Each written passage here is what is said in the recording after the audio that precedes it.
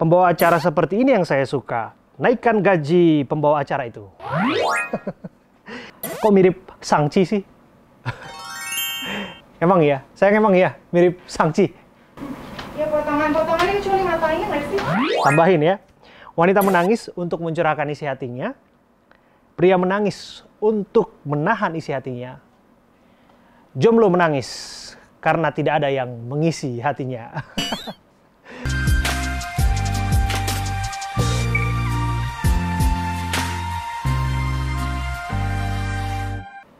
Halo sahabat semuanya, jumpa lagi dengan Abraham Silaban. Seperti yang sudah dijanjikan di video sebelumnya, saya akan membaca beberapa komentar yang masuk menanggapi video presenter yang viral karena menangis saat bersiaran. Beberapa komentar ini saya sadur dari Instagram, dari YouTube, tapi kalau TikTok nggak sempat lihat. Saya sendiri pun baru bikin akun TikTok. @abraham_silaban. Jadi boleh di follow ya di sana. Nah sebetulnya kan komentar itu kan banyak, tapi saya coba sempitkan, saya coba ambil beberapa yang unik-unik saja. Karena bagaimanapun saya sudah menyampaikan bahwa yang namanya komentar itu adalah hak setiap orang untuk berbicara. Ini kan soal persepsi saja, dan itu kan kreatifnya seseorang berdasarkan kecerdasan dan pemahaman seseorang. Jadi kita akan lihat beberapa yang unik dari komentar-komentar mereka. Yang pertama dari S. Yainpo, pembawa acaranya kurang pro atau emang drama? Nah, nggak apa-apa. Ini S. Yainpo ini menilainya memang atas dasar profesionalitas jurnalistik. Saya nggak mau menyalahkan komentar itu, dan soal drama, ya saya nggak pernah main sinetron. Saya seorang jurnalis 12 tahun sekarang. Buktinya saya pun masih ada di industri ini sampai saat ini. Saya bekerja di TV saya yang lama sekitar 6-7 tahun, kemudian saya direkrut untuk di iNews TV saat ini, dan saya pun masih terus belajar sebetulnya. Soal profesionalitas itu relatif, nanti kita akan bahas. Tapi soal drama, saya pastikan saya bukan pesinetron, oke? Selanjutnya, Moil Mbah. Reporternya ganti aja, tidak cakap dalam menggali fakta. Suruh Najwa saja yang jadi reporternya. Ya nggak masalah kalau Moil Mbah ini merasa bahwa saya tidak mewakili apa yang ia inginkan. Bagaimanapun pemirsa kan punya target, pemirsa kan punya keinginan sebetulnya ya, tepatnya. Jadi mungkin merasa kecewa karena ada informasi yang ditunggu-tunggu tapi tidak keluar karena pertanyaan atau terlanjur menangis. Saya kan sudah minta maaf, saya menyerah, saya hancur di tengah-tengah wawancara itu. Dan soal ganti dengan Najwa jadi reporternya, ya Mbak Najwa kan sudah punya program sendiri, program yang monumental, program yang fenomenal itu ya. Mata Najwa kita dukung karena banyak karya-karya jurnalistiknya yang hebat-hebat untuk bangsa ini. Selanjutnya ada dari Hadi Ihwan. Presenternya bukan cuma sekedar mengorek berita dari narasumber, tapi ikut merasakan situasi yang dialami Gala. Karena banyak presenter atau wartawan yang nggak peduli dengan kondisi, yang penting dapat informasi sebanyak-banyaknya. Ini dari Hadi Ihwan ini ya, saya pikir dia orang yang suka nonton berita. Pasti dia mengamati dari satu reporter ke reporter yang lain, dari pembaca berita ke pembaca berita yang lain, dan apa yang disampaikan punya maksud baik, dan saya sepakat dengan itu, dan memang benar adanya. Saya larut dalam keadaan itu, karena ketika kita menggali suatu informasi, ibaratnya kita sedang berada di lokasi itu. Hanya dengan cara itulah kita bisa ikut menggambarkan kepada pemirsa tentang apa yang sebetulnya terjadi sedetail-detailnya di tempat itu saat itu. Selanjutnya, ZPMCMLXXX. Wanita menangis untuk mencurahkan isi hatinya. Pria menangis untuk menahan isi hatinya. Wah, ini mengandung drama sebetulnya ya komentar ini. Tapi saya rasa ada yang kurang dari komentar ini. Jadi kalau boleh saya tambahin ya. Wanita menangis untuk mencurahkan isi hatinya. Pria menangis untuk menahan isi hatinya. Jomblo menangis karena tidak ada yang mengisi hatinya. Mohon maaf, bercanda. Oke, kita lanjut ke informasi berikutnya. Pembawa acara seperti ini yang saya suka. naikkan gaji pembawa acara itu. Ini adalah komentar of the year. Ini komentar terbaik karena langsung to the point. Terima kasih sudah mewakilinya. Saya nggak mau bahas lebih lagi. Lanjut dari One X Bumen. Reporternya PA kurang profesional kasih pertanyaan. Ya nggak apa-apa. Itu kritik. Kemudian ada yang jawab sebetulnya. Sedih dia bro di bawahnya gitu ya. Dan dia kemudian menimpali lagi. Sedih nanti di luar jam kerja mau nangis seminggu juga boleh. Nah ini yang saya sempat sampaikan. Ya mungkin ya namanya pendapat ya sah-sah saja. Dan saya nggak mau komentar banyak soal ini. Karena apa yang dikatakan pun ya benar adanya. Bahwa kalau mau sedih-sedih bisa aja, jangan di layar kaca begitu.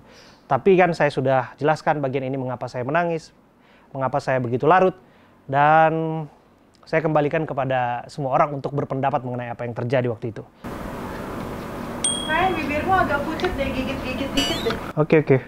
Selanjutnya ada dari Kapsul. Host TV One ini respect. Kita sama. Juga setiap melihat Gala pasti menitikkan air mata. Karena saya juga punya anak seumuran Gala. Jadi welcome to grup bapak-bapak gampang mewek. Karena kaitannya memang ini soal anak ya. Ya sah-sah saja karena kan banyak bapak-bapak di sana yang juga mungkin dalam satu kebatinan dengan saya. Tapi ini tadi dimulai dengan agak sedikit miss ya. Host TV One ini respect. Saya bingung nontonnya di TV One atau nontonnya di iNews TV. Karena kan dulu itu kantor saya memang. Tapi sekarang saya sudah pindah gitu loh. Ya mirip-mirip memang tampilannya. Tapi pastikan tuh channelnya namanya dipastiin, dipantengin. Official iNews ataupun iNews TV. Ini dari Instagram. Ada Tania Octavia. Lah, kok mirip Shang-Chi sih? Emang ya? Sayang emang ya? Mirip Shang-Chi? Ya potongan-potongannya kecuali matanya nggak sih? Ya nggak tahu sih kalau bener-bener mirip Shang-Chi. Tapi itu komentarnya sebetulnya nggak satu orang yang Aryaten bilang Bang Abe mirip sama pemeran utama film Shang-Chi. Emang ya? Nanti saya coba tampilin, coba bandingin ya. Apakah benar-benar mirip Shang-Chi. Tapi pun demikian, please. Jangan dong dibocorin filmnya kayak gimana. Karena saya juga belum nonton sebetulnya film Shang-Chi. Karena semenjak pandemi dan sudah punya baby juga kan kita nggak sama sekali menyentuh yang namanya bioskop. Ri, ada komentar bagus nih berikutnya nih Ri. Sini deh. Yang paling bagus yang naik gaji. Yang naik gaji, oke. Sudah masuk itu tadi, yang naik gaji, didukung oleh istri. Thank you. Dan selanjutnya dari Ibanul Muzaki. Kita seharusnya bisa mengerti, menangis untuk sesuatu yang bersifat tragedi adalah manusiawi. Dan seharusnya rasa manusiawi itu di atas profesionalisme. Semangat Bang, kita semua mengerti. Saya langsung balas komentar ini. Saya bilang, Anda punya nalar berpikir, Anda seorang intelektual. Karena bagaimanapun, kita semua adalah manusia. Manusia punya masing-masing profesi, tapi jangan jadikan profesi kita itu mengikis karakter kemanusiaan kita yang baik, yang empatik, dan punya nilai-nilai baik lainnya. Akun metadata. News harus netral, 5W 1H. Nggak boleh melibatkan emosi. Sambil emoticon tertawa gitu ya. Bisa dikatakan kritik ya. Bagi siapapun yang menyampaikan kritiknya, pendapatnya di muka umum, termasuk sekarang di dunia maya, yang dalam tanda kutip, itu kan secara semu juga sudah menjadi ruang publik. Nah otomatis dia juga harus siap dong bagaimana komentarnya itu ditanggapi. Sebetulnya apa yang disampaikan metadata ini nggak salah. Ini kan standar penulisan berita yang sangat-sangat baku, sangat-sangat lawas sebetulnya. Bidang jurnalistik ataupun kerja-kerja jurnalistik nggak semata-mata soal informatif saja gitu. Dari apa yang disampaikan metadata ini, seolah-olah yang bekerja di pers itu bukan manusia. Bagaimanapun yang bekerja sebagai jurnalis yang menghimpun, memproduksi, bahkan menyebarluaskan berita, itu kan manusia. Dan manusia punya judgement, manusia punya rasa, manusia punya empati. Dan bagaimanapun harus ada yang namanya unsur-unsur yang dimaksud dalam penulisan satu berita. Itu satu. Yang kedua, pers itu kan dibentuk untuk mengawal rasa keadilan di masyarakat. Kita tahu pemerintah kan tujuannya mengadministrasi keadilan publik. Yang mengamatinya adalah pers, termasuk dalam tanda kutip mengadvokasi keadilan itu. Jadi bagaimana kita tidak melibatkan emosi yang dalam tanda kutip adalah rasa itu dalam suatu produk jurnalistik, kalau kita nggak bisa merasa mengecap yang namanya ketidakadilan. Ini contoh sangat sederhana sebetulnya ya. Kita menyampaikan informasi mengenai melambung tingginya harga bahan pokok, harga telur yang melambung tinggi, harga beras yang melambung tinggi, dan lain sebagainya. Karena kita juga merasakan bahwa ibu-ibu di rumah, di dapurnya mulai mengeluh. Uang yang tadi 100.000 katakanlah cukup hanya beli 3 kilo telur, tapi sekarang hanya 2 kilo telur, otomatis mereka akan berteriak. Otomatis mereka akan mengeluh. Nah, keluhan ini yang dirasakan oleh pers, oleh jurnalis. Dan dialah yang mengolahnya. Dan pada akhirnya informasi ini didalami, informasi ini disebarluaskan. Jadi kalau dibilang jurnalis tidak melibatkan emosi, saya siap berdebat dengan siapapun. Informatif nggak cukup, harus inspiratif. Sebagaimana yang saya sampaikan, faktual nggak cukup, harus inspirasional. Termasuk harus ada nilai-nilai edukasi di dalam suatu pemberitaan. Ini komentar dari Miss Ruli Laili. Biar naik ratingnya. Nah, ini juga menarik. Betul bahwa jurnalistik saat ini adalah bagian dari industri. Maka harus ada pencapaiannya.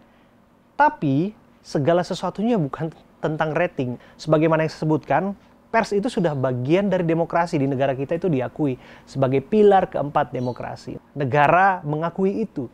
Nah, dari situlah saya percaya sebetulnya bahwa rating itu bukan goalnya.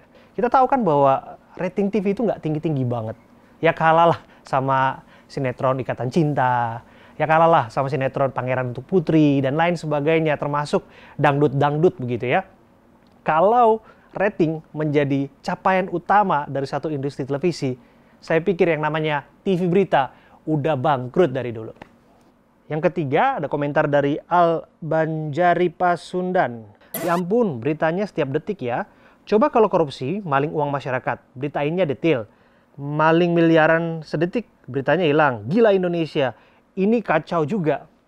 Apa yang disampaikan oleh Al Banjari ini, dia punya maksud mulia sebetulnya di dalamnya. Bahwa ada kepentingan publik yang harus disampaikan dalam setiap produk jurnalistik. Dan kepentingan apa itu? Kepentingan yang kaitannya ada dengan lapisan masyarakat secara umum begitu. Jadi memang ada benarnya yang disampaikan. Tapi bagaimanapun kan kejadian-kejadian yang sifatnya memancing perhatian publik termasuk selebritas itu juga sebetulnya disoroti oleh masyarakat. Tapi nggak apa-apa, itu juga masukan yang bagus. Kalau korupsi, maling miliaran, memang itu harus kita pelototi betul-betul itu. Dari Afi Ansuri, itu yang hujat nggak tahu aja ente juara debat politik di kampus. Fotonya aja sempat gede dipajang di baliho kampus. Thank you Bro Afi, ini teman kampus saya. Dan sesama bapak-bapak saling mendukung satu sama lain ya.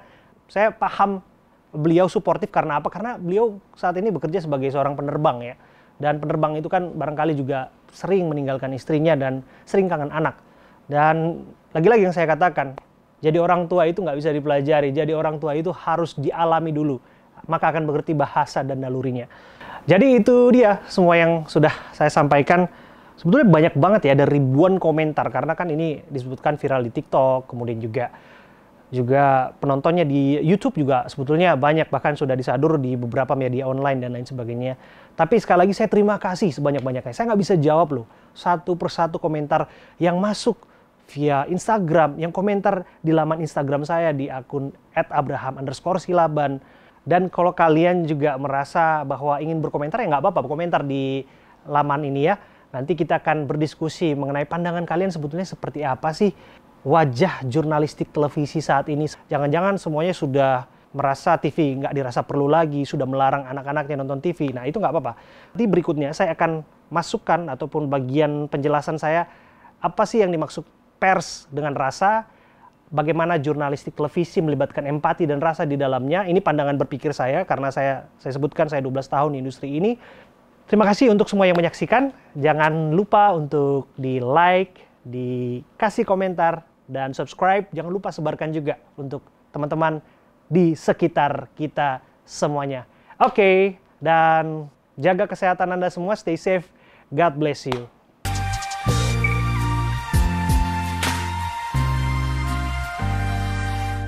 Sini sayang. Ini Sri, sini.